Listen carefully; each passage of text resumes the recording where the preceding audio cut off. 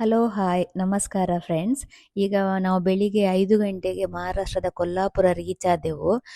ನಾವು ಅಲ್ಲೇ ಒಂದು ಕಡೆ ರೂಮ್ ಮಾಡಿ ಅಲ್ಲೇ ಫ್ರೆಶ್ ಅಪ್ ಆಗಿ ಈಗ ನಾವು ಕೊಲ್ಲಾಪುರದ ಮಹಾಲಕ್ಷ್ಮಿ ದೇವಸ್ಥಾನಕ್ಕೆ ಹೊರಟಿದ್ದೇವೆ. ಈಗ 6 ಗಂಟೆ ಆಯಿತು, ಬನ್ನಿ ನಾವು ದೇವಸ್ಥಾನಕ್ಕೆ ಹೋಗುವ. ಮಣಿ ಮಣಿ ಸ್ನಾನ ಮಾಡಿದ್ಯಾ? ಸ್ನಾನ ಮಾಡಿದ್ಯಾ ನೀನು?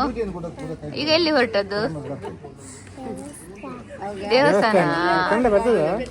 ಯಾವ ದೇವಸ್ಥಾನ ಅಮ್ಮಗ?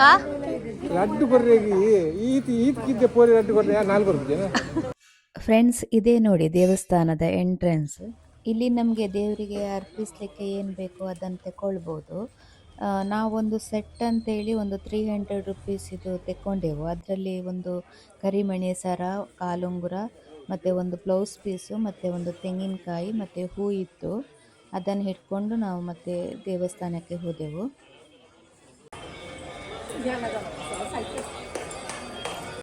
ಇದು ದೇವಸ್ಥಾನದ ಒಳಗೆ. ಇಲ್ಲಿ ಜನ ಸಹ ಸುಮಾರು ಜನ ಇದ್ದರು. ನಾವು ಕ್ಯೂ ಎಷ್ಟು ಉಂಟಂತ ಈಗ ಇನ್ನು ಹೋಗಿ ನೋಡಬೇಕು.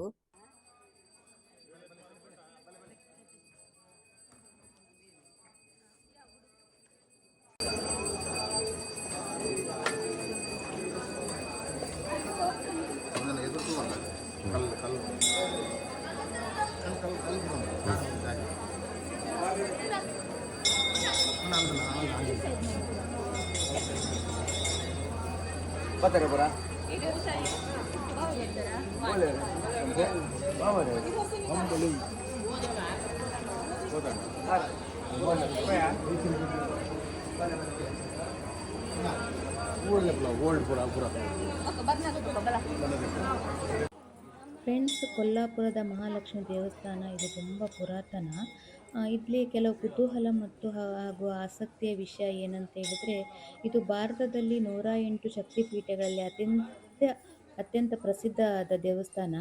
ಹಾಗೆ ಇದು ಸತಿದೇವಿಯ ಕಣ್ಣು ಇಲ್ಲಿ ಬಿದ್ದಿದೆ ಅಂತೇಳಿ ನಂಬಿಕೆ ಸಹ ಇದೆ. ಮತ್ತು ಇದು ಮೂರ್ತಿಯನ್ನು ಕಪ್ಪು ಕಲ್ಲಿನಿಂದ ಮಾಡಿದ್ದಾರಂತೆ. 3 ಅಡಿ ಎತ್ತರದ ಮೂರ್ತಿ ಚತುರ್ಭುಜ ರೂಪದಲ್ಲಿ ಅಲಂಕೃತವಾಗಿದೆ. ಈ ದೇವಸ್ಥಾನಕ್ಕೆ ಹೋದರೆ ನಾವು ಕಾಶಿಗೆ ಹೋದಷ್ಟು ಸಮ ಅಂತ ಹೇಳ್ತಾರೆ.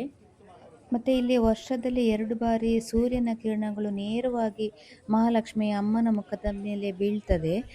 ಫ್ರೆಂಡ್ಸ್, ಲೈನ್ ಎಷ್ಟು ಉದ್ದ ಉಂಟು ನೋಡಿ. ನಾವು ರಾತ್ರಿ ಎಲ್ಲ ಟ್ರಾವೆಲ್ ಮಾಡಿ ಬಂದು ಈಗ ಬೆಳಿಗ್ಗೆ ನಾವು ಕಾಫಿ ಟೀ ಏನು ಸಹ ತಗೊಳ್ಳಿಲ್ಲ. ಎಲ್ಲ ಖಾಲಿ ಸ್ನಾನ ಮಾಡಿ ದೇವಸ್ಥಾನಕ್ಕೆ ಬಂದಿದ್ದೇವೆ. ನಮ್ಮ ಫ್ಯಾಮಿಲಿಯಲ್ಲಿ ತುಂಬ ಜನ ಸೀನಿಯರ್ಸ್ ಸಹ ಇದ್ದರು. ಕೆಲವರಿಗೆ ಶುಗರ್ ಸಹ ಉಂಟು.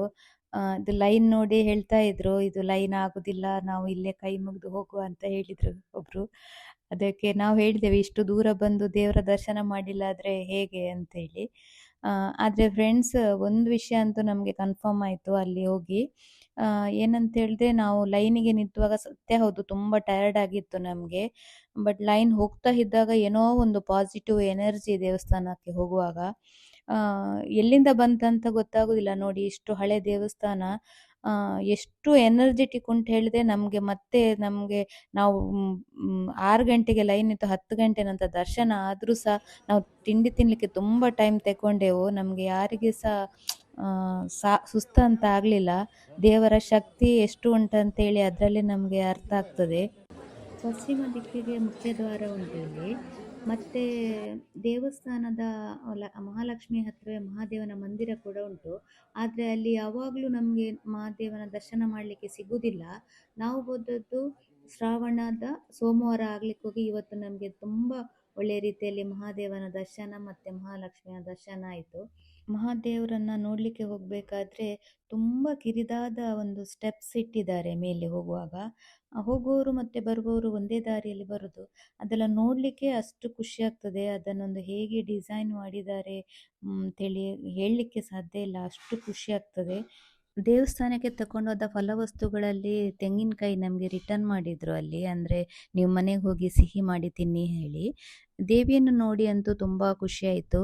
ಮಹಾಲಕ್ಷ್ಮಿಯನ್ನು ನೋಡಲಿಕ್ಕೆ 2 ಕಣ್ಣು ಸಹ ಸಾಕಾಗೋದಿಲ್ಲ. ಫ್ರೆಂಡ್ಸ್, ನಿಮಗೂ ಕೂಡ ಆ ಮಹಾಲಕ್ಷ್ಮಿ ಮತ್ತು ಮಹಾದೇವನ ಅನುಗ್ರಹದೊಟ್ಟಿಗೆ ಆ ದರ್ಶನ ಭಾಗ್ಯವು ಸಿಗಲಿ ಅಂತೇಳಿ ಪ್ರಾರ್ಥಿಸುತ್ತಾ, ನನ್ನ ಈ ವಿಡಿಯೋ ನಿಮಗೆ ಇಷ್ಟ ಆದರೆ ಪ್ಲೀಸ್ ಲೈಕ್ ಮಾಡಿ, ಶೇರ್ ಮಾಡಿ, ಹಾಗೆ ಸಬ್ಸ್ಕ್ರೈಬ್ ಮಾಡೋದನ್ನು ಮರಿಬೇಡಿ ಅಂತ ಹೇಳ್ತಾ ಧನ್ಯವಾದಗಳು.